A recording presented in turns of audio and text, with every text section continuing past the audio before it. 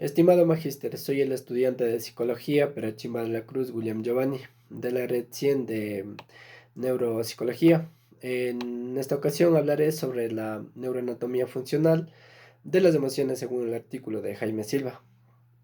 Las emociones se presentan de forma universal, sin importar raza, género, costumbres o cultura, siendo una afección del alma acompañada del placer o el dolor.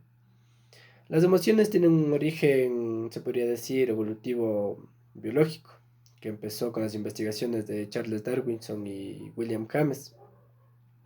Se podría decir que al principio sus teorías no eran tan relevantes o significativas como en la actualidad, hasta que llegaron las investigaciones de Peirce y se presentó con la teoría de las estructuras subcorticales como los componentes esenciales del sistema cerebral y emocional. Y luego, posteriormente, se presentó al igual el concepto del sistema límbico, la cual es parte de la estructura del sistema nervioso central, la misma que planteó la existencia de un sistema encargado de las emociones. Para entender mejor este estudio, este tema de la emoción, veremos tres regiones cerebrales que forman parte del sistema límbico y son claves en la organización de la respuesta emocional. Estas son la amígdala, la corteza cingulada anterior y la corteza cerebral. La amígdala pasa a ser una estructura del sistema nervioso central. Se podría decir que más estudiada con respecto a este tema de la emoción, la misma que se encarga de dar respuestas emocionales mediante tres funciones.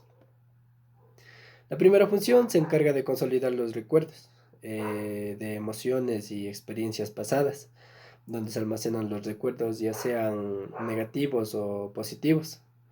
Pero una lesión ya sea en la amígdala bilateral o unilateral interrumpiría este proceso, los cuales afectarían los recuerdos de experiencias más relevantes del individuo. En la segunda función se encarga de reconocer del reconocimiento facial, donde podemos observar o reconocer las expresiones de emociones faciales. Estos serían como la tristeza, la alegría, el miedo, el asombro, la duda, entre otros, ya que el rostro, según los filósofos, es un reflejo del alma.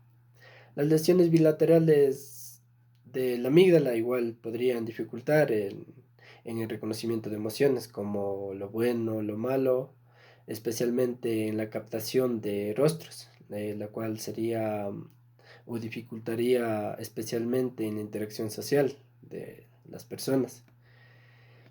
En la tercera función se encarga del procesamiento del miedo a través de un estímulo condicionado mediante una secuencia de estímulos. Aquí pondría un ejemplo, diría que Carlos está cruzando la calle en una bicicleta. De repente sale un perro de forma agresiva o violenta, donde el primero en captar sería el receptor. Este receptor podría ser la vista, el tacto o la audición, la cual enviaría como primera información al tálamo. El tálamo pasaría la información al córtex cerebral y de estos dos últimos pasarían la información a la amígdala, donde la amígdala se encargaría de dar respuesta a este estímulo, ya sea de alarma o de defensa.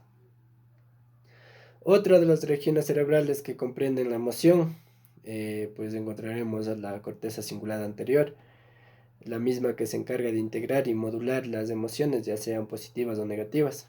También ayuda al razonamiento de las emociones cognitivas, ayudando a controlar la conducta, como la ira o el enojo, mediante la reflexión, cumpliendo una función de autorregulación del córtex frontal, mientras que la corteza cerebral pasa a ser, diríamos, una capa más externa o sería la capa más externa del cerebro y es responsable de diversas funciones cognitivas como la percepción, el pensamiento, la memoria, especialmente la emoción, la cual ayuda al ser humano a controlar sus emociones, ya sean de estímulos o de eventos, mediante diríamos, el sentir o el disentir.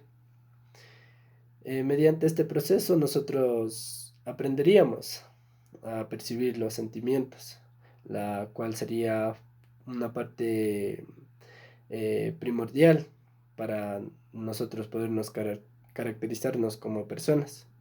Esta ha sido mi exposición. Muchísimas gracias.